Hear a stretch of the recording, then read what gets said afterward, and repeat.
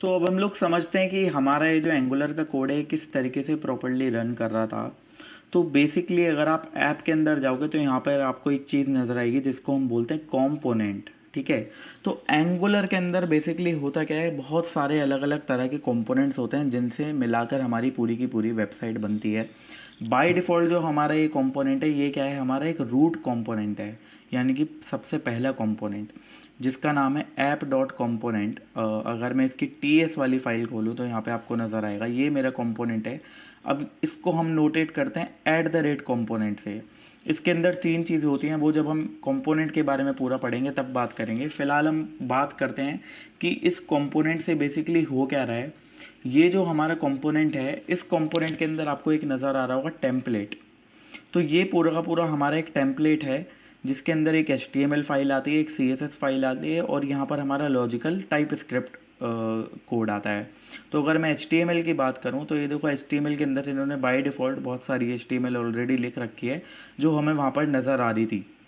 ठीक है ना, हम लोगों को वहाँ पर ये सारी की सारी फाइल नज़र आ रही थी जब हम लोगों ने अपनी बाय डिफ़ॉल्ट वेबसाइट रन करी थी।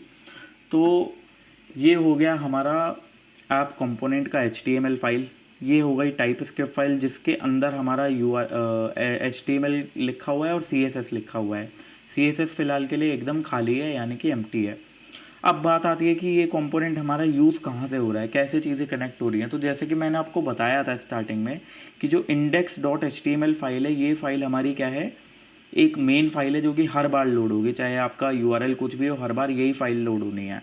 अब इसके अंदर जैसे कि आपको पता है कि कोई भी HTML फाइल में बॉडी होती है और बॉडी के अंदर हम कुछ कुछ लिखते हैं।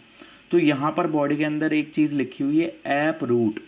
ठीक है, ऐप रूट नाम का तो कोई HTML जबकि टैग होता भी नहीं है, तो फिर ये क्या है और कैसे पता चल रहा है एंगुलर को कि इस टैग का क्या मतलब है।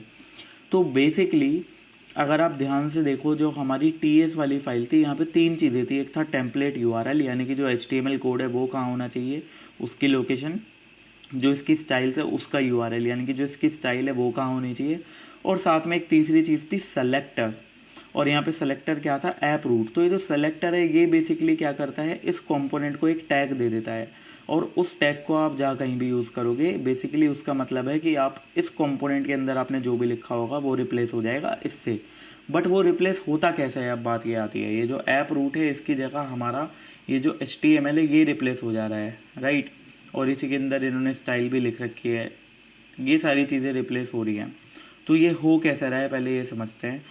हमारा जैसे ही ये वाली index.html फाइल लोड होती है, इसके साथ साथ कुछ स्क्रिप्ट्स भी आती हैं। मैं आपको एक बार रन करके दिखाता हूँ ng सर्व।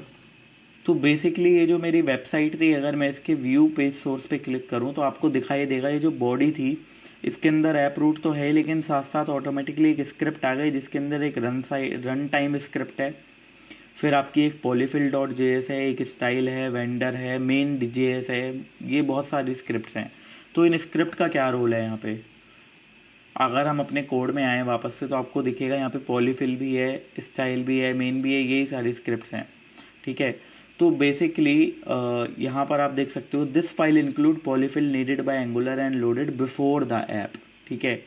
तो बेसिक होता क्या है कि जो हमारी जो हमारी ब्राउज़र की एप्लीकेशन है, जब ये लोड होती है उससे पहले हमारी कुछ फाइल्स लोड होती हैं जिसके अंदर एक पॉलीफिल वाली फाइल आती है, और जो हमारे सबसे ज़्यादा काम की फ़ाइल है वो कौन सी है, main.ts फाइल।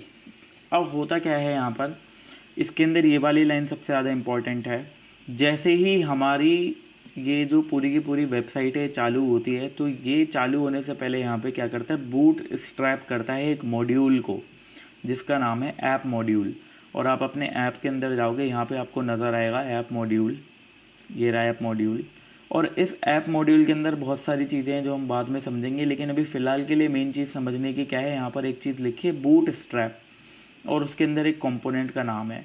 तो होता क्या है, जो हमारा एंगुलर है जब एकदम से बिल्कुल स्टार्टिंग से स्टार्ट होता है तो इसकी main.ts वाली फाइल एग्जीक्यूट होती है। यहाँ पर ये बूटस्ट्रैप करता है इस मॉड्यूल को, एंड देन इस मॉड्यूल के अंदर जितने भी काम के यहाँ पर इसके कंपोनेंट्स हैं वो सारे के सारे बूटस्ट्रैप होते हैं। जैसे कि ऐप कंपोनेंट हो गया। तो बूटस्ट्रैप होने की वजह से क्या होता है, बूटस्ट्रैप होने की वजह से उसको पता लग जाता है कि भाई ये जो मेरा ऐप कंपोनेंट है इसका सेलेक्टर क्या है, इसके अंदर कोड क्या है। फिर उसके बाद वो पहचान लेता है कि ये जो ऐप रूट है इसको उसे किस HTML से रिप्लेस करना है, यानी कि इसकी जगह कौन सा HTML कोड आएगा। क्योंकि जो हमारा कंपोनेंट था जो कि बूटस्ट्रैप ऑलरेडी हो चुका है, वहाँ पर सेलेक्टर क्या है, ऐप रूट। ठीक है, अगर आप इस सेलेक्टर को चेंज कर दोगे तो ये चीज़ काम नहीं करेगी, यहाँ पर जो ऐप रूट है वो काम नहीं करेगा। ठीक है ना। तो इस तरीके से पूरी की पूरी फंक्शनिंग होती है। पहले main dot T S call हुई, यहाँ पे बूटस्ट्रैप करा मॉड्यूल को, और ये जो बूटस्ट्रैप था, बूटस्ट्रैप करने की मदद से हम लोगों ने पूरे के पूरे ऐप मॉड्यूल को बूटस्ट्रैप करा, यानी कि इसको स्टार्ट करा।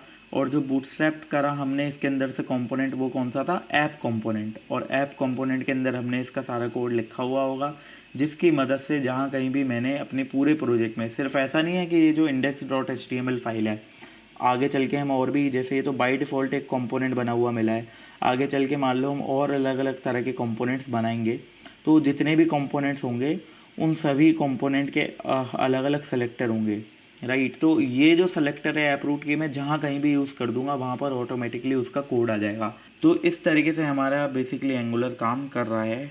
और यहाँ पर इस फाइल का टाइटल क्या है, मेटा टेक्स्ट क्या है, वो सारी चीज़ें आपको यहाँ पर भी देखने के लिए मिलेंगी, क्योंकि हर बार यही फाइल मेरी लोड हो रही है।